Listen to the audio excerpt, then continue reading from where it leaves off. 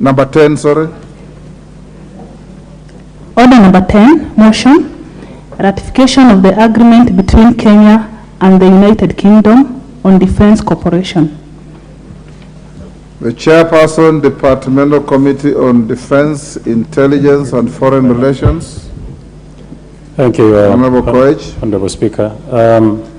I beg to move that this House adopts the report of the Departmental Committee of Defense, Intelligence and Foreign Relations on its consideration of the agreement between the government of Kenya, of the Republic of Kenya rather, and the government of the United Kingdom of Great Britain and Northern Ireland on defense cooperation, laid on the table of the House on Tuesday, 21st March 2023, and pursuant to provisions of Section 8, subsection 4 of the Treaty Making and Ratification Act 2012, approves the ratification of agreement between the government of the Republic of Kenya and the government of the United Kingdom of Great Britain and Northern Ireland on defense cooperation, subject to the following reservations. 1, Article 6.5 of the agreement shall be amended by inserting a new paragraph immediately after paragraph H to include murder as one of the offenses which are under jurisdiction of the host nation. And 2, Article 23 of the agreement to include corporate social responsibility. Honorable Speaker,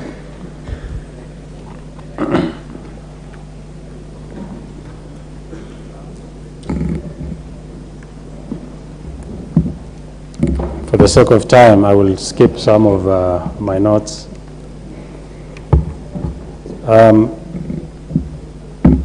Madam Speaker, sorry, that was a quick change, I didn't notice.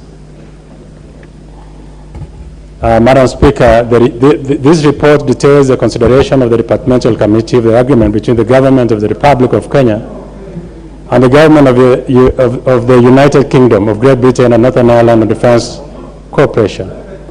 The defense agreement provides a framework for exchange, sharing, and utilization of respective state experience, knowledge, military facilities, and infrastructure. These will be instrumental in strengthening of bilateral relations between the two states. Just to bring honorable members up to speed, is that there has been an agreement between the Kenya and the United Kingdom on matters defense. Right now, we have an exchange program. Most of our officers are taken for training in the United Kingdom, and this exchange between allowing Batuk to train their soldiers in Kenya has allowed our officers to be, and which expired on 6th of October 2021.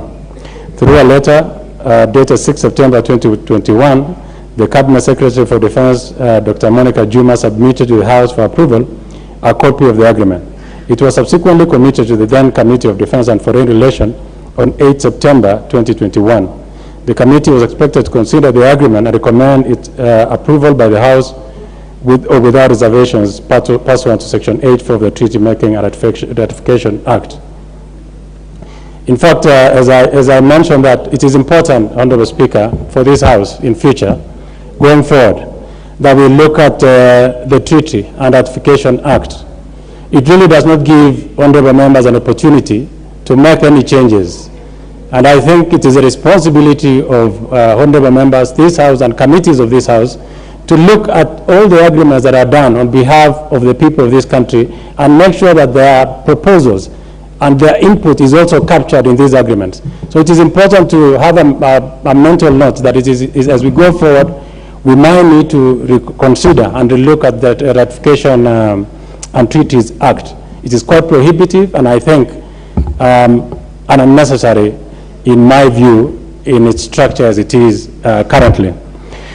Honorable Speaker, when the Committee of Defense and Foreign Relations of the 12th Parliament was considering the agreement review of facilitating ratification of the county government, on facilitating ratification, the county government of Laikipia, where the British Army Training Unit, commonly known as Batuk, is based, submitted a memorandum raising serious concern on defense cooperation between Kenya and UK. The county government says that since the beginning of the activities in Kenya, and despite the presence of binding agreements, Batuk had committed several atrocities to the people of the Republic of Kenya and to the environment in general. The county government of Laikipia cited the following example: Loldaiga Hills Conservancy fire incident, the murder of Agnes Wanjiru, allegedly by Batuk soldiers. Madam Speaker, this was quite a chilling experience for me. I didn't interact with this bit in last Parliament, but when it came, just to bring honorable members up to speed, this murder of Agnes Wanjiru is something that many of us will wish that it fades away. But we've decided as a committee that we must provide justice to this family. This is, Agnes Wanjiru is a 21-year-old lady who died brutally and we believe was murdered by the British Army, and had a 5-year-old child at that time. The Kenyan government rushed on investigations. The UK, at the same time, the UK government and the UK Army did not want, they decided to brush this under the carpet, and we thought it was not just. As a committee, we looked at it and said, let's reverse the roles and look at it differently. What if Agnes Wanjiru had killed a white soldier? What will have been the case? How are we handling the case of Agnes Wanjiru? In my quest to deliver justice to this family and with the support of our committee, I have had several meetings, either in my personal capacity as the chair, privately and officially with the committee, to try to find out exactly what happened. This matter has been raised so many times in UK. It was raised in the UK House of Commons, and 10 years down the line, even though the memories are fading, I don't think it is too late to find justice for the family of Agnes Wanjiru. My committee then has made serious recommendation, and just to let this committee know, is that shortly we shall be inviting the Director of Public Prosecution to find out exactly what happened to Agnes Wanjiru. Agnes Wanjiru's body was found 2 months after her brutal murder in a septic tank. The only reason that this body was able to be found was because it had become a Facebook taunt by the UK military officers, and one of them confessed that when they left the bar that night, one of their colleagues committed the heinous murder of Agnes Wanjiru. However, as much as we will want to have the UK government repatriate the officer who participated in this murder, we still, like I said, have a problem with how we structure our agreements and treaties. And that is why I said this House must be involved in writing of treaties and even at some times making recommendation. I want to promise this Honorable House that I've held so much, as our committee, we've held so much discussions, and justice to Agnes Wanjiru must be availed. To that end, let me say, due to the above-mentioned concerns, then, Honorable Speaker, among others, the 12th Parliament, the processing of this agreement was not concluded. A draft report was prepared, but was yet to be tabled by the House. Honorable Speaker, through the letter dated 22nd November 2022, the agreement was submitted to the Cabinet Secretary by the Cabinet Secretary, Honorable Adan Bare Duale. It was consequently tabled in the House on 24th November 2022 and committed to the Parliamentary Committee of Defense and Intelligence and Foreign Relations for consideration. The committee is expected to consider the agreement and recommend its adoption and approval by the National Assembly with or without reservations. The agreement contains 26 articles. Just to highlight a few, Honorable Speaker, Article 2 of the agreement identifies objective and enhancing bilateral cooperation on defense by identifying a framework for exchange of experience and knowledge for the use of mutual benefit of the Republic of Kenya and the United Kingdom of Great Britain and Northern Ireland. Some of those agreements, A is a security and defense policy. The UK government has continued to be of a great importance to this country, particularly on matters of defense, especially when we're dealing with terrorism. And they've continued to provide personnel, they've continued to provide material in what we call excess defense article, EDA. Some of the equipment that we use, we get them from them, and almost for free. Another one is Defense Administration Welfare Matters of Military Personnel. This one that I had mentioned, there is always an exchange program between our military and the military of the UK in trying as much as possible to make sure that they bring up to speed our officers to their sophisticated and almost advanced training in the United Kingdom. There is counter-piracy and other maritime security activities. In fact, until up to maybe 10 years ago, the Kenya Navy used to send every year officers to the UK for training on naval tactics and naval experience. And we've gained a lot from that experience. In fact, when you engage officers who went through the training in the UK, they will tell you the kind of training they undergo is exhaustive and extremely important exercise. We will, in this agreement, will continue advancing that they continue, because they used to take 10 officers, they are scaled down. We will want again to re-engage with them so that we are able to send as many officers as possible to train in the UK. There is also protection of the environment, which has been captured very well in this agreement. Military medical services, including research and development, military sports, disaster relief, humanitarian operation by the armed forces.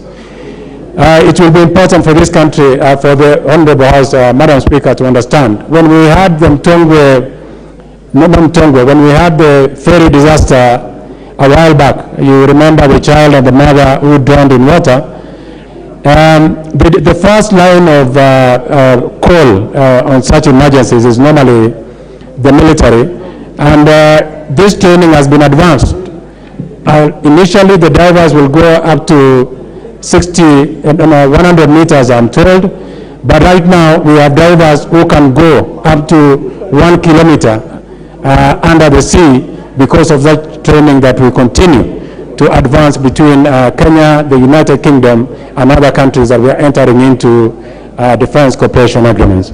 There is also counter-terrorism, like I pointed earlier, defense civilian component, exchange visits of military personnel, mapping, survey, and exchange of geographic materials, and other mutual interests upon in the future. Honorable Speaker, Article 6 of the agreement prescribes the legal status of the visiting forces.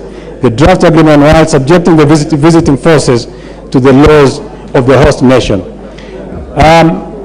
When you say the laws of the host nation, Honorable Speaker, if you realized in my initial statement, I said we have included murder so that there is no runaway murder. For as long as you're in the jurisdiction of this country, you must be put on trial by that state, not repatriating the officers to be tried elsewhere, where families like Agnes Wanjiru's family cannot afford to see that trial and participate on the trial. So we've allowed in this agreement that such offenses must be tried within the jurisdiction of the host nation, which is Kenya. Honorable Speaker, Article 24 of the agreement establishes the Intergovernmental Liaison Committee comprising the representatives of the Republic of Kenya and the United Kingdom of Great Britain and Northern Ireland to oversee the implementation of the agreement. The Intergovernmental Liaison Committee is also empowered to administer and implement the agreement and to settle all disputes and misunderstandings arising from the implementation of this agreement. Honorable Speaker, moving on in considering the agreement, the committee held a total of 11 sittings. The sittings were with the Ministry of Defense and other stakeholders.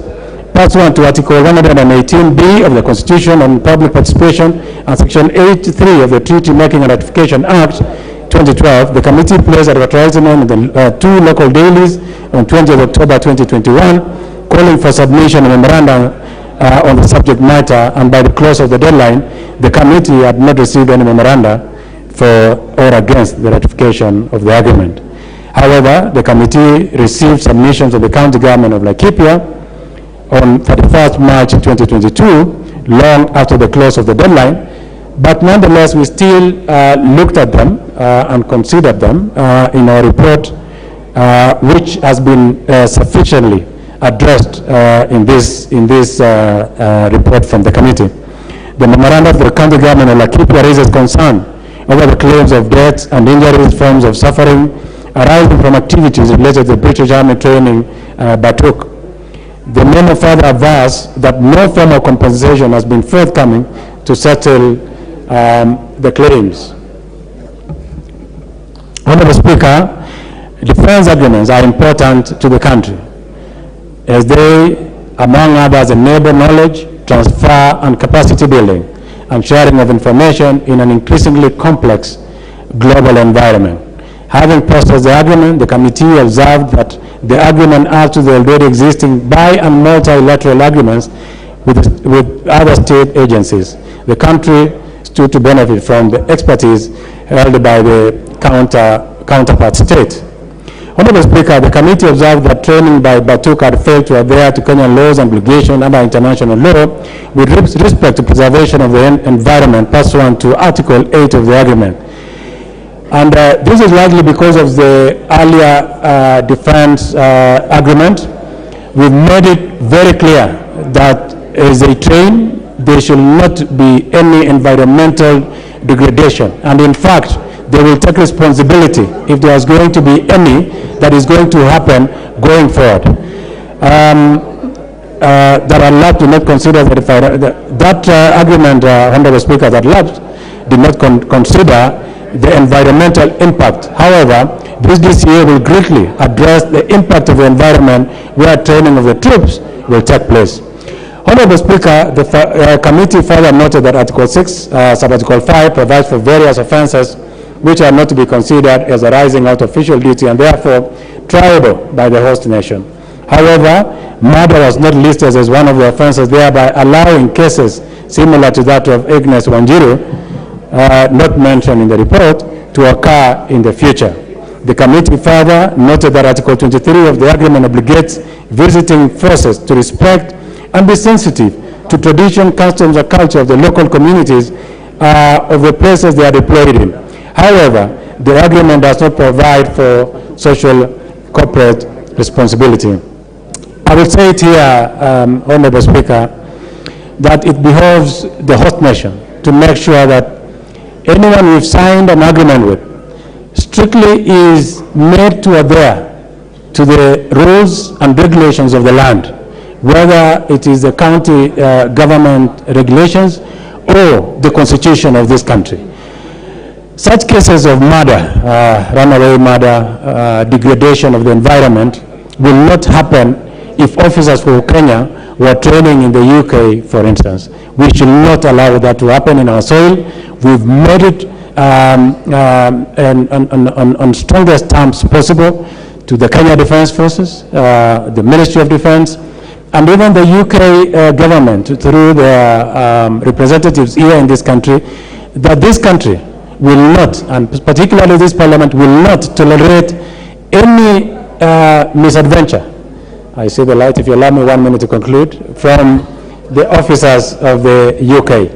Honorable Speaker, it's a long report. It's a very interesting report that I will invite honorable members, because of time, that you have a look at this report. It is important. It only touches on Batuk, but I'm sure there are other misadventure by visiting people from different countries that we have exchange program with that are happening but have never been raised.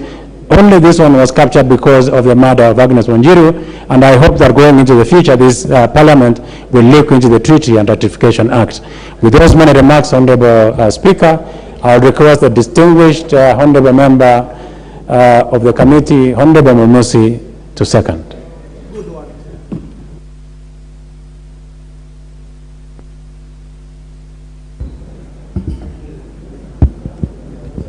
Thank you, Honorable